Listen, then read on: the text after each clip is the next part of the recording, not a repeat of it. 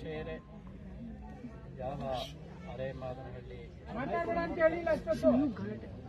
ಸುಜ್ಞಾನ ಪ್ರಭು ಮಹಾಸ್ವಾಮಿಗಳವರ ಈ ಒಂದು ದಿವ್ಯ ಸನ್ನಿಧಿಯಲ್ಲಿ ನಾವು ಇದುವರೆಗೆ ಪರಂಪರಾಗತವಾಗಿ ಬಂದಂಥ ಸುಜ್ಞಾನ ಪ್ರಭು ಮಹಾಸ್ವಾಮಿಗಳವರ ಅವರು ಮೂಲ ತಮಿಳುನಾಡಿನಲ್ಲಿ ಅಲ್ಲೇ 12 ತಲೆಮಾರು, ಇಲ್ಲಿ 16 ತಲೆಮಾರು ಮೂಲ ಗುರುಗಳಿಂದ ಹಿಡಿದು ನಾವು 32ನೇ ತಲೆಮಾರು, ಅಂದರೆ ಇಲ್ಲಿಂದ 16 ತಲೆಮಾರು ಆಗಬೇಕಿದೆ. ನಾವು ಮೂಲ ಗುರುಗಳು ಸೇರಿ 17, ನಾವು 18ನೇವರು.